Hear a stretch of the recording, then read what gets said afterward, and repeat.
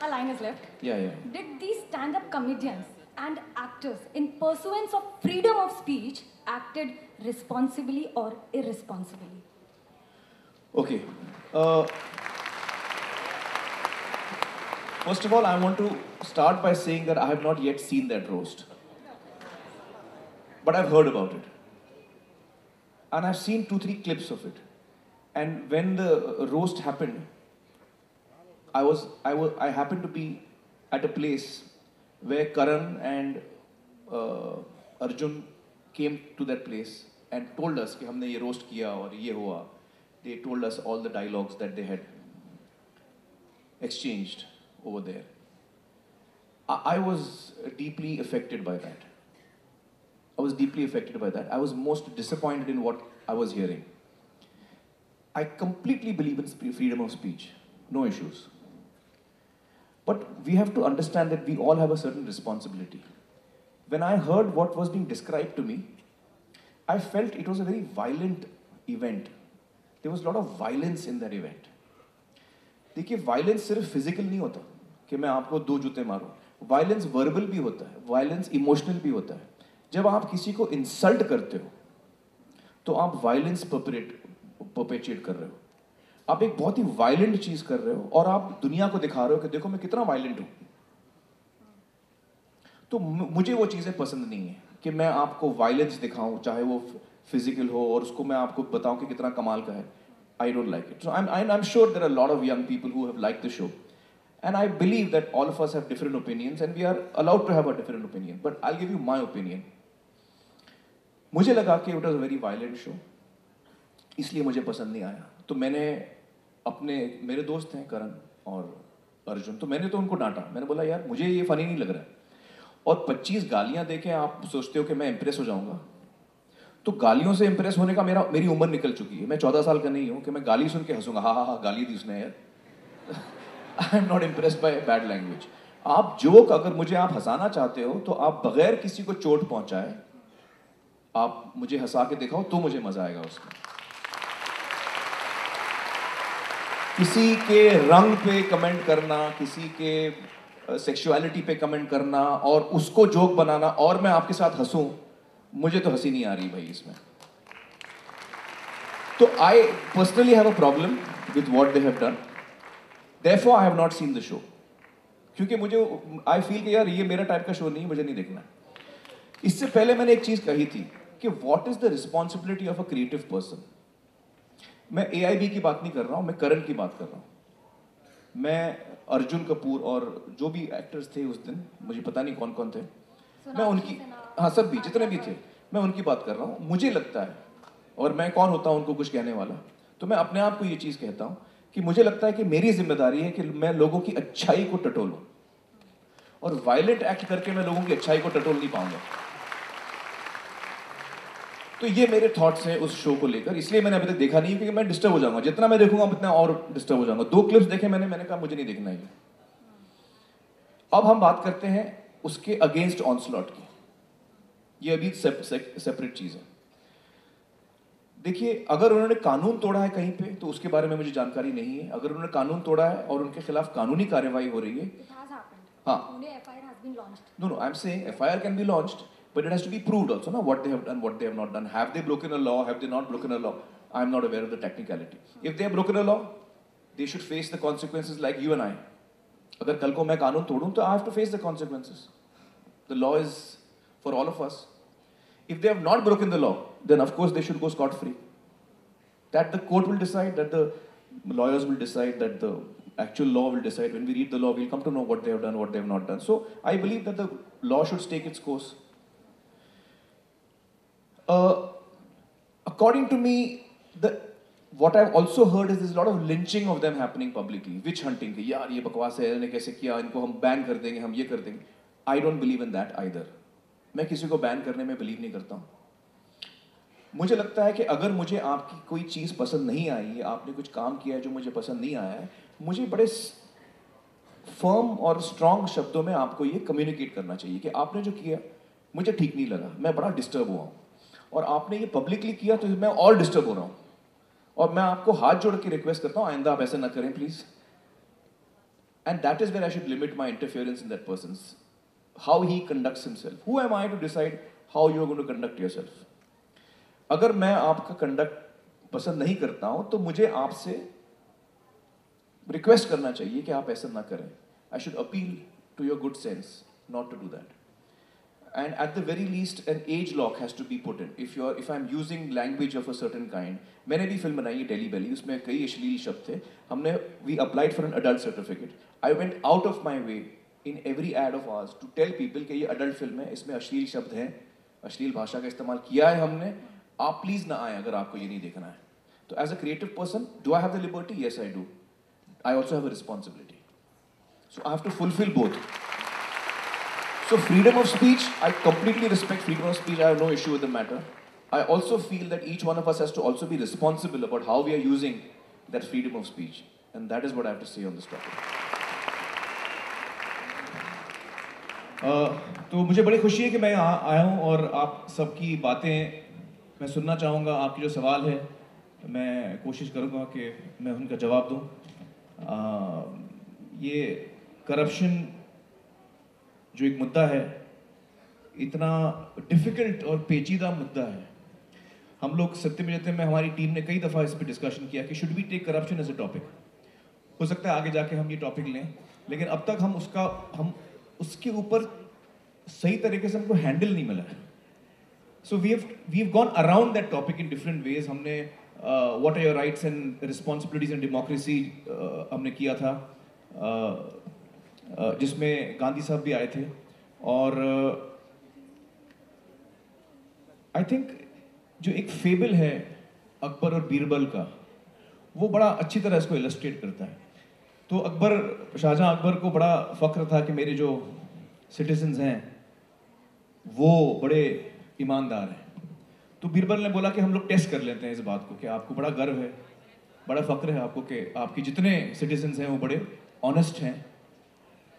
तो उन्होंने अनाउंस किया कि अकबर बादशाह चाहते हैं कि हर एक सिटीजन जो है एक बड़ा सा टैंक है, उसमें आप एक जग पानी उंडेल दें आके.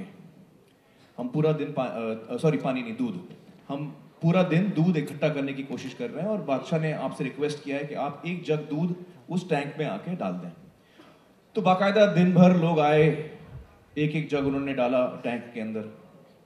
और अगले दिन जब टैंक खोला गया तो देखा कि उसमें सिर्फ पानी था. हर आदमी ने सोचा कि बाकी लोग तो दूध डाल रहे हैं, मैं पानी डालूंगा, आपको किसी को पता नहीं चलेगा. तो corruption is an issue which we have to realise कि it is connected to me. हर इंसान को इसको समझना है कि करप्शन बाहर नहीं है, करप्शन मेरे अंदर है. दूसरा आदमी दूध डाल रहा है, दूसरा आदमी पानी डाल रहा है, उसको न सोच के मैं अपना काम करूं, यह है सोल्यूशन करप्शन का. अक्सर हम सोचते हैं कि करप्शन की लड़ाई मतलब उन करप्ट पॉलिटिशियंस को हमको अटैक करना है या उन करप्ट पब्लिक ऑफिसर्स को हमको अटैक करना है. हम हमेशा बाहर देखते हैं, हम कहीं और देखते हैं करप्शन को टैकल करने के लिए. बट वो गलत तरीका है. जो पॉलिटिशियन है उनको हमने ही चुना है. जो पॉलिटिशियन है वो भी इसी सोसाइटी का है, वो भी एक इंसान है, इसी गोले का है, पीके की तरह दूसरे गोले से नहीं आया.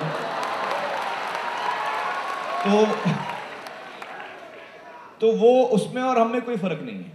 और जिस दिन हमारा जो सोशल फैब्रिक है वो मजबूत होगा, फिर चाहे आप उस पोजीशन ऑफ पावर में रहें, चाहे आप लीडर बने, चाहे आप पब्लिक सर्वेंट बने, आप उसका सही इस्तेमाल करेंगे, उस पावर का सही इस्तेमाल करेंगे. So we have to look inward for corruption. The struggle for corruption, I feel we always have to look inward. And I'm happy to start a discussion and take any questions that you all may have. Yeah. ये सबसे मुश्किल समय है मेरे लिए, क्योंकि जैसा आप जानते हैं ये डायलॉग होने वाला था अर्नब गोस्वामी और आमिर खान के बीच में. मतलब मोनोलॉग होने वाला था. तो अभी डायलॉग हो जाएगा. I hope Arnab forgives me for this joke. ठीक कह रहे हैं. जिस दिन इनको मालूम पड़ा कि दिल्ली इलेक्शन की शेड्यूल डिक्लेयर हो गई और अर्नब नहीं आने वाला है, तो स्टूडेंट्स और वॉलंटियर्स तो एकदम खुश हो गए.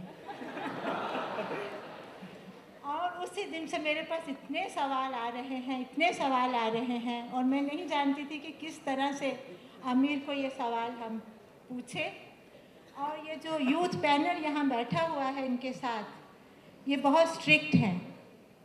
इन्होंने कहा है कि आप सीनियर्स कोई सवाल नहीं पूछेंगे एटलीस्ट जब तक हमारे सवाल ख़त्म ना हो जाए। तो मिस्टर रिबेरो यहाँ क्यों बैठे हैं आप सोच रहे होंगे, वो आमिर के लिए लाइफलाइन है। तो मैं ये पैनलिस्ट भी आपसे सवाल पूछेंगे और कुछ एक स्टूडेंट्स जिन्होंने सवाल भेजे हुए हैं। सुरुचि Pawar of PCGT, where are you? Yeah. Amir sir, I would like to ask you, your movies depict interesting characters for enthralling the audience. At this age, playing characters like Rancho, DJ, PK, I would like to ask you, how do you make it? Your question is कि मैं young characters कैसे करता हूँ?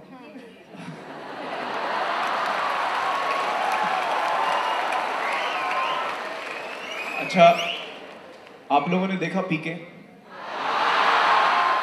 उसमें मैं young लग रहा हूँ? देखिए, एक्टर का जो काम होता है वो यही होता है कि हम अलग अलग किरदार निभाते हैं और वो किरदार मैं नहीं हूँ। जो भी मैं किरदार निभा रहा हूँ उसमें से कुछ चीज़ें सिमिलर होंगी मुझसे, but age is one of the factors जो ऑफन वो मैं उस उम्र का नहीं होता हूँ। जैसे कि जो किरदार है मेरा 3 इडियट्स में, उसमें तो हद ही कर दी हम लोगों ने क्योंकि मेरी उम्र उस वक्त थी 44 और राजू हिरानी चाह रहे थे कि मैं college student first year engineering में एंट्री ले रहा हूँ, रैगिंग वैगिंग हो रही है। तो मैंने कहा राजू ये कैसे होगा, लोग हम पे हंसेंगे, तो आप मुझे मत लो, आप किसी यंग लड़के को लो जो नया एक्टर है। तो he insisted that he wanted me. तो फिर मेरा वो रिस्पॉन्सिबिलिटी हो गई कि how do I look the age, how do I look the part, चाहे वो फिजिकली हो, चाहे वो मेंटली हो, चाहे वो इमोशनली हो। तो एक पार्ट होता है फिजिकली, कि फिजिकली मुझे यंग लगना है। तो आप अपनी एल्बम देखेंगे, जितने यहाँ पे मिडिल एज लोग हैं या एल्डरली लोग हैं, आप अपना एल्बम देखेंगे पुराना जिसमें आप 18 साल के थे, तो आपको सबसे पहले जो चीज़ स्ट्राइक करेगी वो ये है कि आप दुबले थे। सबको लगता है अरे यार मैं कितना दुबला था यार, कमाल है यार, इतना दुबला था मैं। तो सबसे पहले for me as an actor, अगर मुझे यंग लगना है सबसे पहले मुझे दुबला होना, I have to be very thin. So that's the physical aspect. Then is the mental aspect. Youngsters का जो माइंड होता है वो अलग रफ्तार में चलता है। एज यू गेट ओल्डर आपका एक्सपीरियंस बढ़ता है, आप थोड़े और स्टेडी हो जाते हैं in your reactions. You become a little more calm, you become a little more steady. But when you are a youngster, your brain moves a lot faster, you are more impulsive in your reactions. तो as a 44-year-old, I have to think like an 18-year-old. And that is a very big challenge for me. So I observed a lot of people. I observed my nephew. मेरा nephew जो था, वो 13-14 साल का था, वो कभी still बैठता नहीं था। वो move करते रहेगा। He's always moving. कुछ भी कर रहा है, वो आपसे बातचीत भी कर रहा है, उसका कुछ हिल रहा है वो। तो I realized that. So I took that from him. So if you look at Rancho, you will find that he's never static. He's always moving or something. वो कुछ ना कुछ जो हिल रहा है, you know. So these are things that you pick up. So basically, as an actor, it is my job to play different age groups, different characters, and I have to mold myself into that each time. So I try and do that to the best of my abilities. अभी मैं role कर रहा हूँ, दंगल एक film आ रही है, उसमें मैं रोल कर रहा हूँ एक्स रेसलर का, जिसमें मेरी उम्र है 55 साल। अब देखिए मैं 18 साल का हूँ, मुझे 55 करना पड़ रहा है, तो उसके लिए भी मैं अपने आप को मोल्ड कर रहा हूँ। Thank you.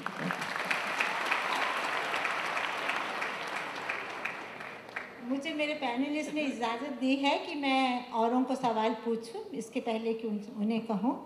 Arjun Kadam. Hello sir. हाँ Arjun.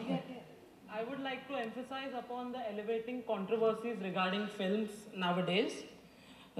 So I would like to ask you that is it the case that hit films lead to controversies, or else controversial films lead to become hit? Okay, that's a good question. इसके मैं दो answer दूंगा। एक तो ये कि film जब लोगों को पसंद आती है तब वो हिट होती है।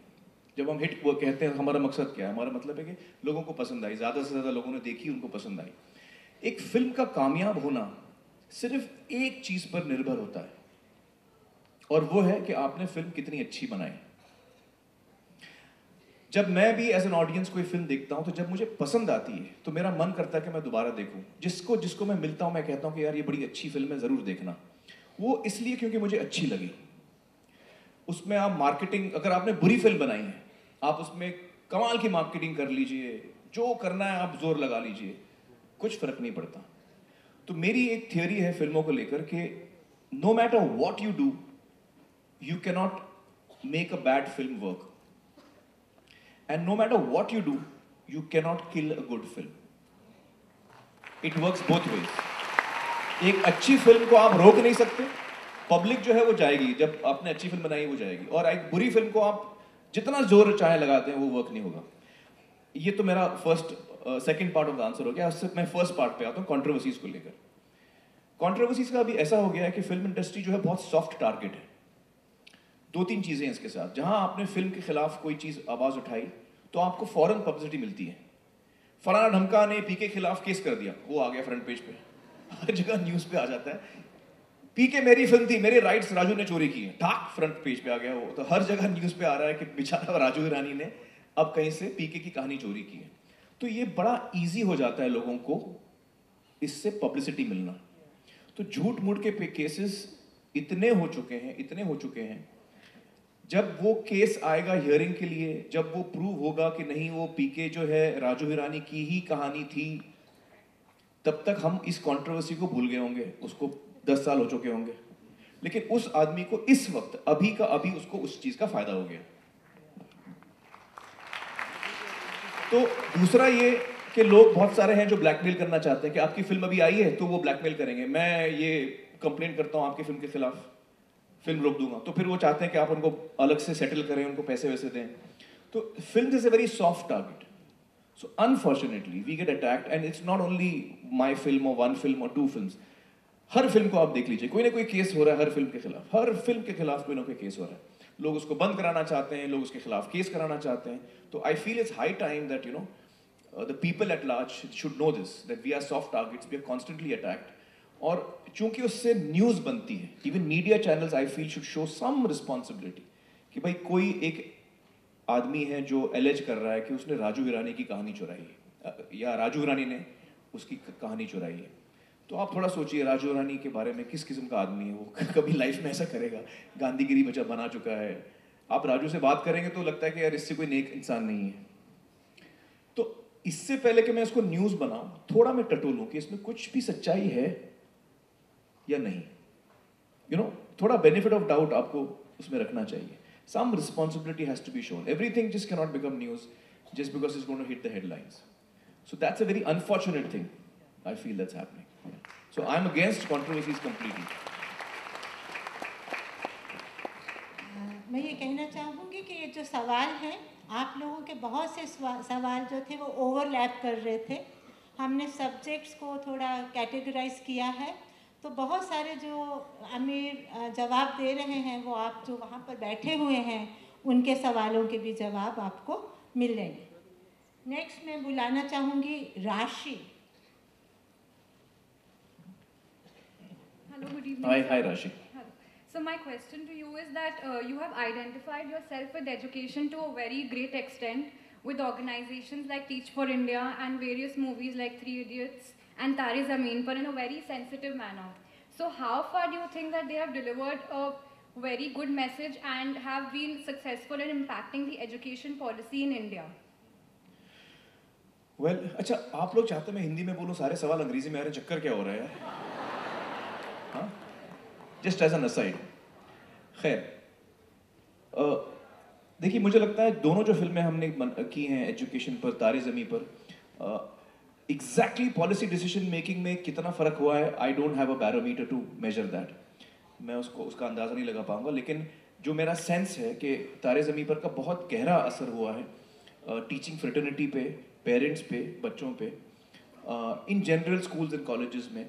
आई थिंक जब फिल्म आई थी उस वक्त बहुत कम जानकारी थी लोगों में, एक्सेप्ट फॉर स्पेशल एजुकेटर्स, उनको छोड़ के जो बाकी के जो एजुकेटर्स हैं उनमें भी बहुत कम जानकारी थी लर्निंग डिसेबिलिटीज़ के बारे में और बच्चों के प्रॉब्लम्स के बारे में प्राइमरी एजुकेशन लेवल पर।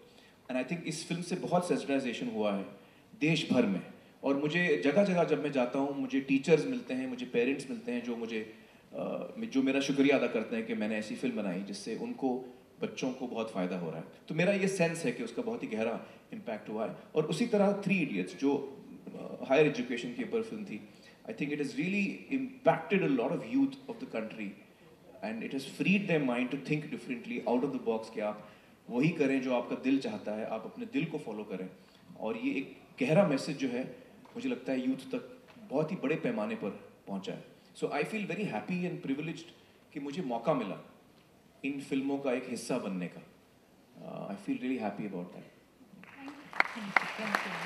आई थिंक आमिर ने जो कहा ये बहुत हद तक सच है। और यहाँ पर एक जैसे वो बात कर रहे थे, केतन है क्या, Ketan Mohite, just stand up. He is an engineer and MBA and has just graduated from Trinity School of College and is working for Furtado Music School. Right. So that's You were motivated by 3 Idiots. Wow. Sorry, and? Thanks for the movie. Yeah, thanks, man. I'm so happy. I think we should all be I'm so happy. looking for. Yeah, I'm so I happy. just thought of it. Yeah. You know, I often feel that एक creative इंसान का society की तरफ क्या contribution होता है। जैसे doctors जो हैं वो हेल्थ देते हैं, पुलिस वाले जो हैं सिक्योरिटी लॉ एंड ऑर्डर देते हैं हमको। हर इंसान का कुछ ना कुछ कंट्रीब्यूशन होता है सोसाइटी में। Every walk of life contributes in some way और the other. So I always think that कि क्रिएटिव लोगों का क्या कंट्रीब्यूशन होना चाहिए या क्या जिम्मेदारी है हमारी, चाहे आप पोएट हो, म्यूजिशियन हो, पेंटर हो, आप पेंटिंग बनाते हैं, एक्टर हो, performing arts, writer, you know, सिर्फ आपका दिल बहलाना, आई थिंक यहाँ पर हमारी जिम्मेदारी खत्म नहीं होती। हाँ, ये हमारी जिम्मेदारी है। जब आप थिएटर में आते हैं, आप चाहते हैं कि हम आपका दिल बहलाएं, तो यकीनन हमारी वो जिम्मेदारी है। लेकिन उसके साथ साथ मुझे लगता है कि हमारी जिम्मेदारी है कि हम जो समाज है उसमें एक जोश भरें, हम सोसाइटी में ग्रेस लाएं, हम जो सोशल फैब्रिक है सोसाइटी का उसको मजबूत करें, हम सही वैल्यूज़, सही मॉरल्स लोगों में इंस्टिल करें, ख़ासतौर से बच्चों में। और हर इंसान में अच्छाई होती है, हर इंसान में बुराई होती है। हम उस अच्छाई को टटोलें, उसको छुएं, ताकि वो ग्रो करें। हर इंसान में निराशा भी होती है अलग अलग वक्त पर, हम उस निराशा को दूर कर पाएँ, हम आपको इंस्पायर करें अपनी कहानियों के ज़रिए, अपने किरदारों के ज़रिए। तो ये जो है मुझे लगता है कि एक क्रिएटिव इंसान की जिम्मेदारी होती है, which is a very big contribution towards society, where you can actually change an entire generation through what you're instilling in them at a very young age. That's what I feel. So which is why films like a very important part of my life, you know, Tare Zameen Par or Rang De Basanti or 3 Idiots or my attempt to do Satyameva Jayate, it all comes from that.